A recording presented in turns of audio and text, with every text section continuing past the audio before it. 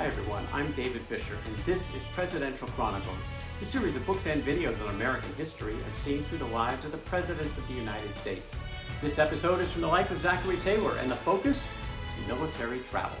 The year is 1815, and Taylor has just resigned his commission in the United States Army. The Army had decided to downsize after the War of 1812. A lot of officer positions were eliminated. Taylor did not want to accept a demotion, so he opted out and was happy to go back to the farm. Taylor said that I am now in my own cabin where I will always be extremely happy. I can assure you, I do not regret the change of calling or the course I have pursued.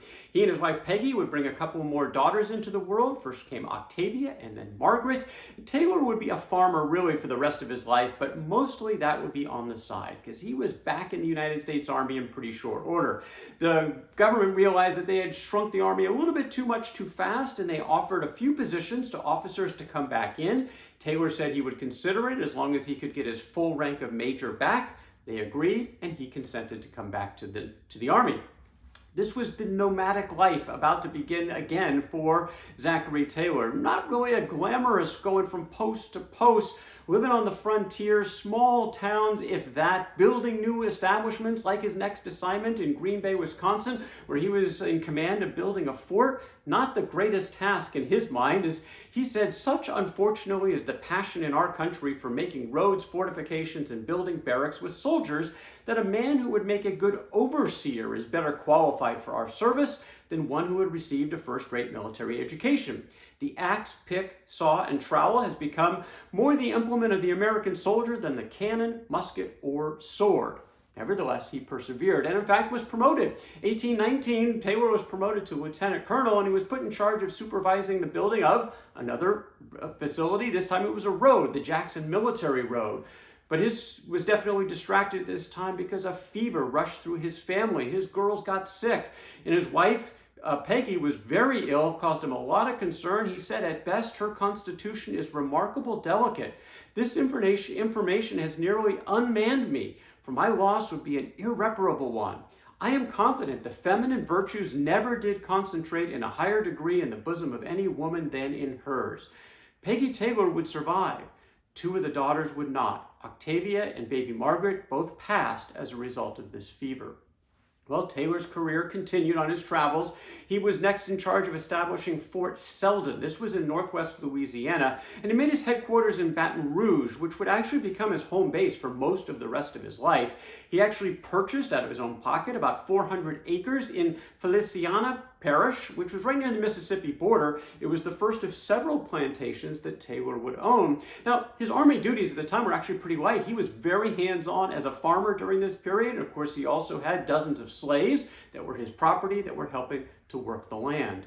Well, the final kids were born in the next spot on the tours of Zachary Taylor. This one back to his other home near Louisville, another recruiting assignment.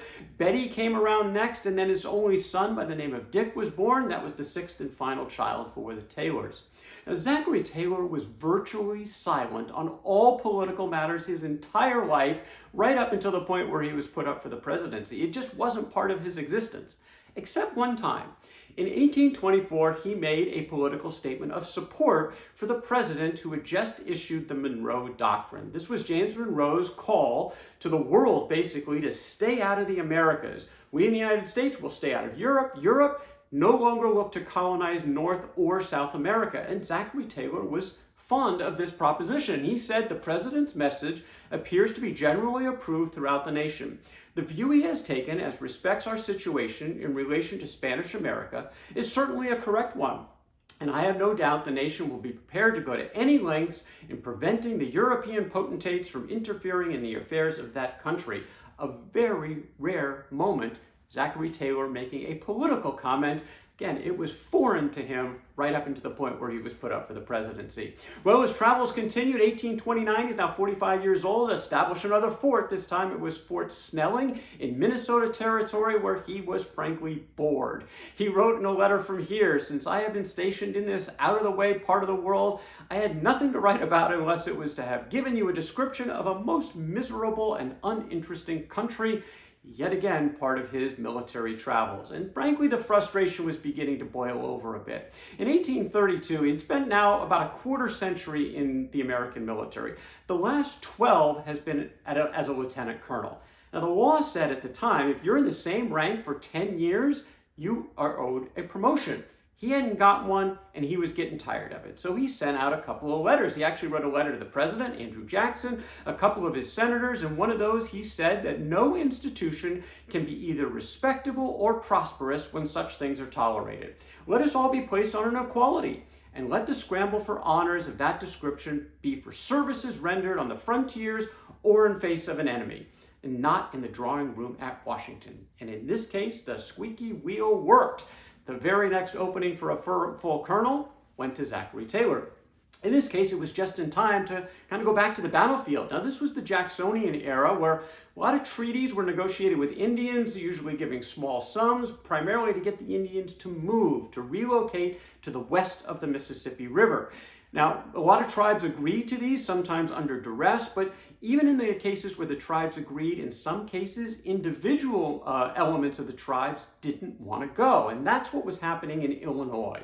This was the case of the Sauk Indian tribe, where they all went from east of the Mississippi to the west, but a warrior named Black Hawk decided to repudiate the deal, and he brought 1,000 of his fellow tribesmen back to the eastern side of the Mississippi River, where they planned to settle.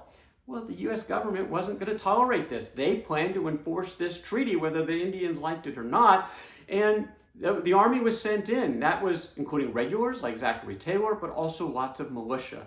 Zachary Taylor was not very fond of these volunteer soldiers. He said, the more I see of the militia, the less confidence I have in their effecting anything of importance, and therefore tremble not only for the safety of the frontiers, but for the reputation of those who command them, like himself. Case in point, militia were routed when Major Isaiah Stillman stumbled into an ambush with the Black Hawk Indian tribes, and about a dozen of their men were killed. Effectively, the Black Hawk War was now on. Now, Zachary Taylor's main responsibility during this war was to build something yet again. This time he was to erect Fort Dixon, where he was placed in command. Among the soldiers, by the way, who passed through that fort, a volunteer from Illinois by the name of Abraham Lincoln.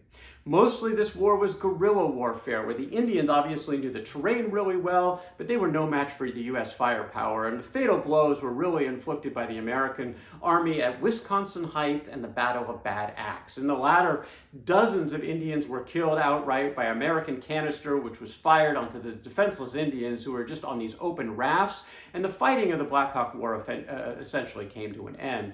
Taylor was sympathetic to the plight of the Indians. He believed they had not been treated very well by the U.S. agents who had negotiated these deals, but frankly, again, that's a political issue. He was a soldier. He was there to do his duty. In this case, it was relatively small duty, really no battlefield action for Zachary Taylor to add to his resume in the Black Hawk War. Next stop on his journeys, Fort Crawford. This was in Wisconsin territory, right on the Mississippi River. And by now, people had gotten used to Zachary Taylor, very plain attire. He had no airs. He was rarely in his full uniform, mostly plain clothes, a floppy hat, mixed very casually with the men. And the men really responded. They really liked having Zachary Taylor as a commander. Pretty quiet 4 years of duty in Wisconsin for Taylor and the family. One of his officers was a 24-year-old lieutenant from Mississippi by the name of Jefferson Davis. Jefferson Davis, the future president of the Confederate States of America. Well, Davis had set his sights on an 18-year-old girl who happened to be Zachary Taylor's daughter. Sarah Taylor and Jefferson Davis wanted to get married, and Zachary Taylor was not in favor of this. He wanted to put the kibosh on it. He didn't want his daughter marrying an army officer, but they had other ideas. And the young couple, in June of 1835, eloped. Now, Davis did resign his commission. She was not marrying an army officer in this case because he left the army, but they settled at his sister's home in Louisiana, which was a very unfortunate choice because malaria was spreading through the area. And both Jefferson Davis and Sarah contracted the disease. Davis recovered, but Sarah did not. She died September 15th of 1835, just 3 months after marrying Jefferson Davis. Well, such is the examples of the long and winding journey of a career military officer in the days of the American frontier. But things were about to change for Zachary Taylor. He had some real fights coming up, but those are stories for another day. That is Zachary Taylor and Military Travels from the life of Zachary Taylor.